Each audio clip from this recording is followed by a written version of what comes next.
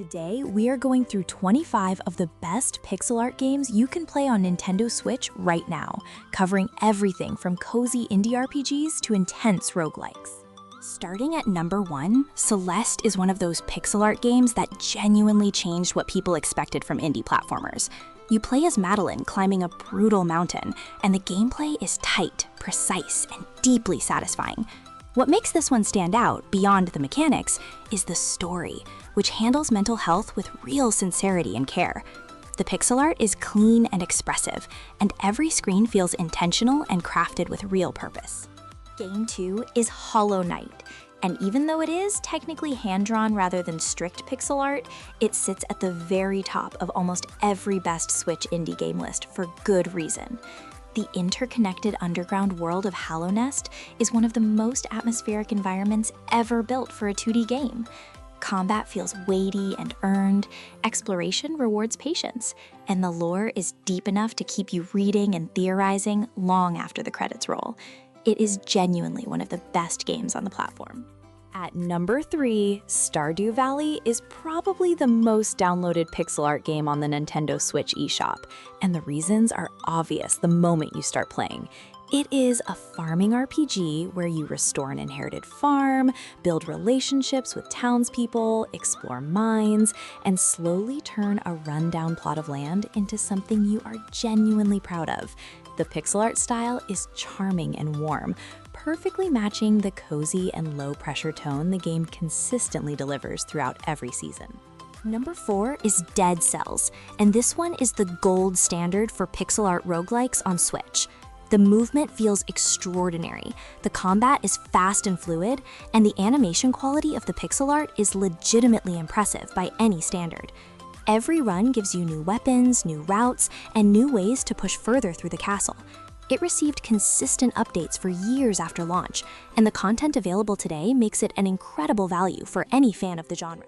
Landing at number 5 is Shovel Knight Treasure Trove, the definitive collection of one of the most celebrated pixel art platformers of the modern indie era. The base campaign pays loving tribute to classic NES games while being entirely its own thing, and the 3 additional campaigns each bring completely different gameplay styles and characters. The pixel art across all 4 campaigns is exceptional, the chiptune music is iconic, and the whole package is one of the most generous value propositions in indie gaming.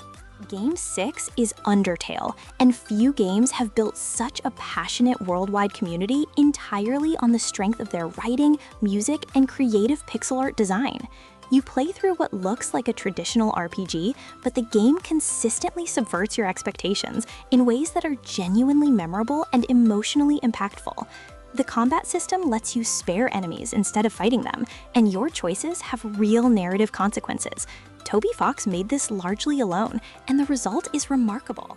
At number 7, Sea of Stars is one of the most visually stunning pixel art RPGs ever made, and it launched to enormous praise from both critics and players. Sabotage Studio took clear inspiration from classic SNES JRPGs, like Chrono Trigger, and built something that honors that legacy while feeling completely fresh.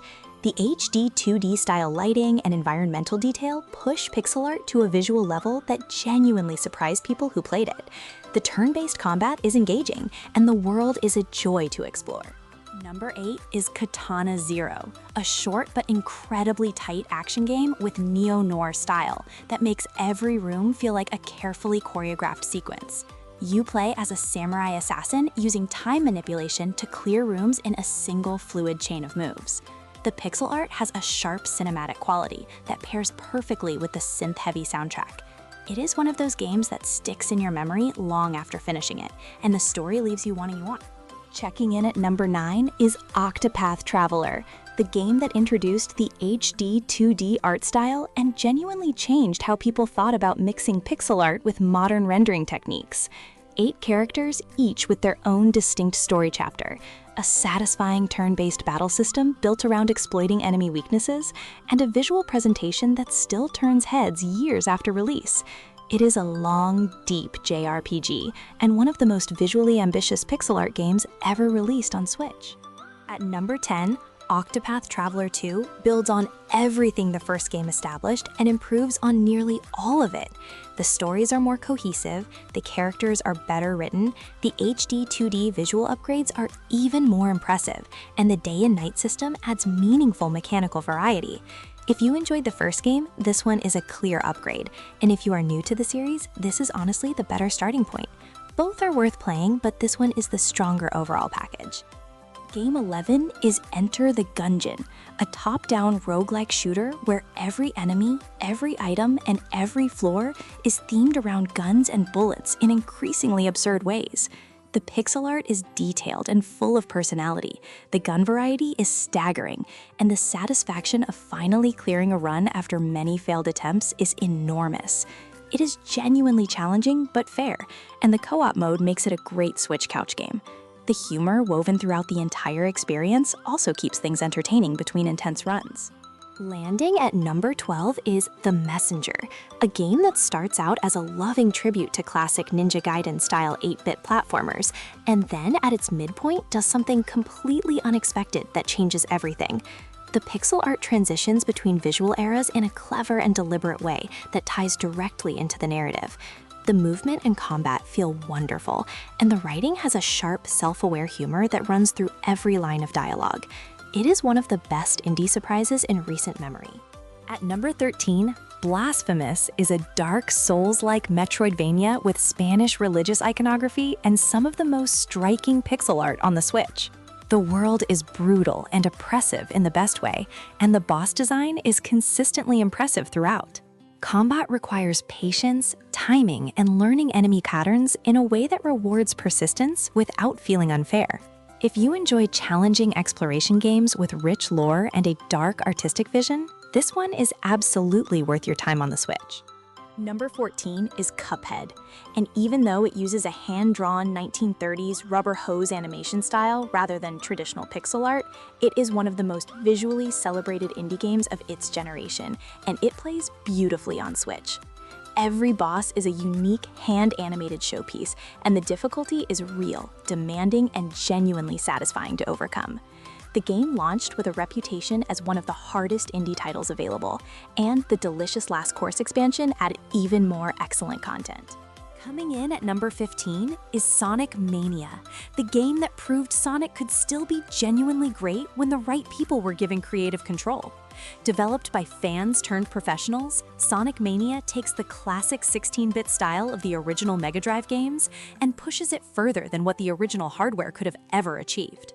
The stages are creative, the physics feel right, and the visual and audio presentation is a love letter to everything that made the series iconic in the early 90s.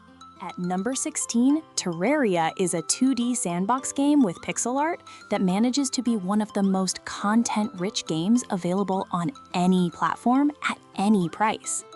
What starts as simple exploration and crafting expands into hundreds of hours of boss fights, dungeon exploration, building, and discovery. Regular updates from the developer over more than a decade have made it an enormous game, and the Switch version handles all of it smoothly. Very few games offer this much to do for this little money. Number 17 is Hyper Light Drifter, an action RPG with mysterious environmental storytelling and one of the most visually distinctive pixel art styles on the entire Switch library. There is no spoken dialogue or text explanation for the story. Everything is communicated through imagery, symbols, and the world design itself. Combat is fast and challenging, and the soundtrack is haunting and atmospheric. It is the kind of game that demands you pay attention to what it is showing you, rather than telling you.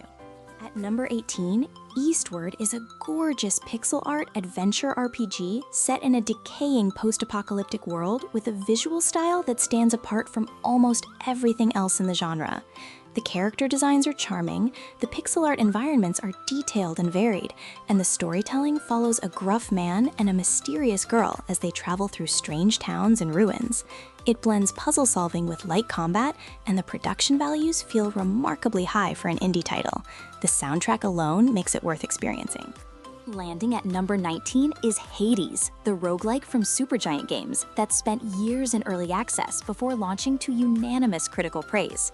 You play as Zagreus, son of the god of death, fighting your way through the Greek underworld in an attempt to escape. The pixel art and character design are exceptional, the voice acting is outstanding, and the narrative actually progresses meaningfully through repeated runs, rather than resetting. It won countless Game of the Year awards and remains one of the best games on Switch.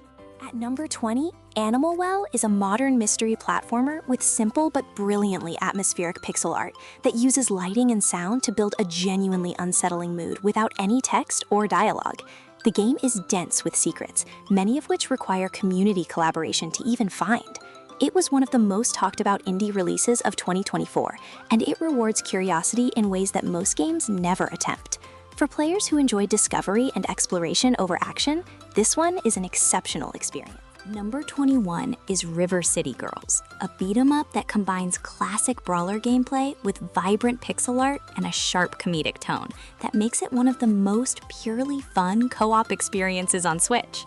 WayForward brought their exceptional sprite art skills to a female-led story that is genuinely funny and surprisingly well-written. The combat is satisfying, the roster of moves grows as you level up, and playing through it with a friend on the couch is an easy recommendation for any fan of the genre. At number 22, Shovel Knight Dig takes the beloved Shovel Knight formula and reframes it as a downward drilling roguelite that feels fresh and distinct from the original campaigns. Developed by Nitrome in collaboration with Yacht Club Games, the pixel art style matches the quality of the mainline entries while adapting to the new mechanics. Each run feels different, the boss fights are creative, and the overall polish is what you would expect from a team that clearly cares about getting every detail right. Game 23 is Mina the Hollower, the newest entry on this list from Yacht Club Games, released in late 2025, and one of the most anticipated indie games of that year. You play as Mina on a cursed island in an action-adventure that shares clear DNA with both classic Castlevania and the Shovel Knight series. The pixel art is gorgeous and full of personality. The gear customization gives you meaningful build options, and the whole experience shows Yacht Club continuing to grow as a developer. It is one of the freshest pixel art games to land on Switch recently. At number 24, Shantae and the Seven Sirens is the most polished entry in the long-running Shantae series, and a genuinely excellent Metroidvania on Switch. WayForward refined the transformation mechanics, opened up the world structure, and delivered some of the best sprite animation in their catalog. The game has charm, humor, and a colorful pixel art style that stands out even among the crowded Switch indie library. For fans of exploration platformers who want something lighter in tone, this one is an easy pick.